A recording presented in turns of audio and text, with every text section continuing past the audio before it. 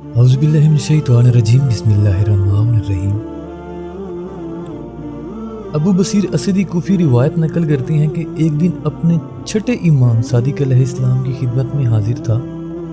میں نے دیکھا کہ ایک خاتون پورے اسلامی حجاب میں، جس کا نام خالد تاریخ کی کتابوں میں لکھا ہے، خدمت امام علیہ السلام میں آتی ہیں اور اسی حجاب اسلامی کے اندر رہ کر ایک سوال کرتی ہیں کہ اے فرزند رسول صلی اللہ علیہ وآلہ وسلم، مجھے ایسا مسئلہ درپیش آ گیا ہے کہ جس کے لیے میں آپ تک آئی ہوں، اور وہ مسئلہ یہ ہے کہ کافی طویل عرصے سے میں بیمار ہوں اور یہ بیماری بڑھتی چلی جا رہی ہے۔ میں نے ہر طرح سے علاج کرا کے دیکھ لیا مگر کسی طبیب و ڈاکٹر کی دوا نے کوئی فائدہ نہیں پہنچایا۔ مولا، میں نے اپنا امام آپ کو مانا ہے، ان ڈاکٹروں کو نہیں مانا۔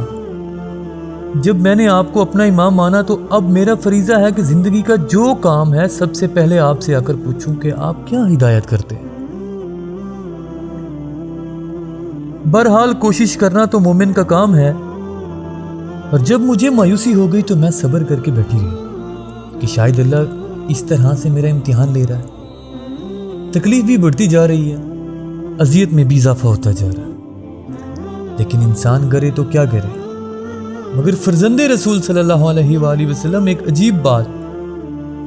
جسے میں نے مشاہدہ کیا وہ یہ ہے کہ جیسی بیماری مجھے ہے ایسی ہی بیماری شہر مدینہ میں اور بہت سے لوگوں کو ہوئی، اور وہی ڈاکٹر اور طبیب جن کے پاس میں اپنے علاج کے لیے گئی، انہوں نے ہی ان بیماریوں کا علاج کیا۔ بیماری ایک، طبیب بھی وہی۔ اس طبیب کی دواؤں سے باقی سب کو صحت ملی، باقی سب ٹھیک ہو گئے، لیکن وہی طبیب میں جن سے رجوع کر رہی ہوں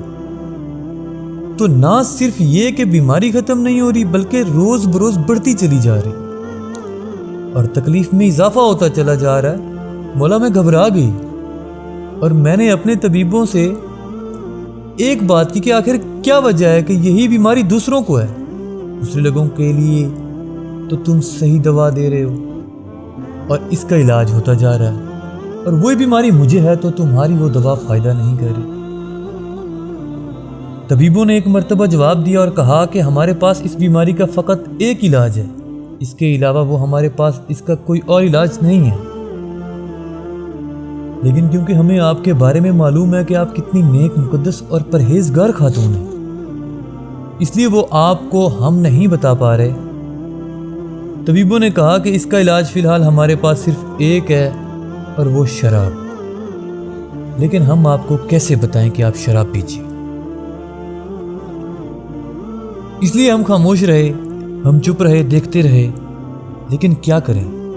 آج آپ نے خود آ کے پوچھ لیا تو آپ کی بیماری کا علاج فقط شراب ہے۔ ابو بصیر کہتے ہیں کہ یہ خاتون امام علیہ السلام سے یہ سوال کرتی ہے کہ فرزند رسول،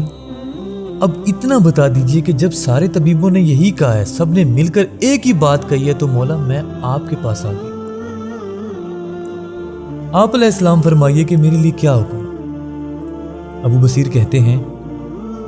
امام علیہ السلام نے اس خاتون سے ایک سوال کیا کہ اے خالد، سارے مدینے کے ڈاکٹر طبیب کہہ رہے ہیں کہ تمہاری بیماری کا علاج سوائے شراب کے اور کوئی نہیں،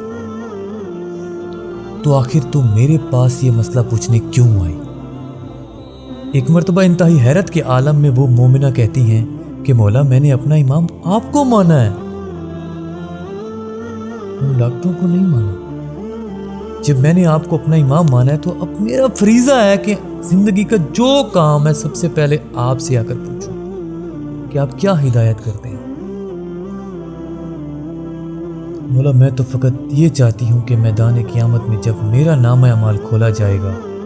اور میرے ایک ایک عمل کے بارے میں مجھ سے سوال ہوگا، یہ کام کیوں کیا، تو فقط ایک جواب ہوگا کہ میرے امام نے حکم دیا تھا، میرے آقا اور مولا نے اجازت دی تھی۔ ابو بصیر کہتے ہیں کہ ایک مرتبہ میرے چھٹے امام اپنی جگہ سے بلند ہوئے اور مجھے دیکھ کر کہا، اے ابو بصیر، کاش میرا ہر شیعہ اس مومنہ کی طرح اپنی زندگی کا اصول بنا۔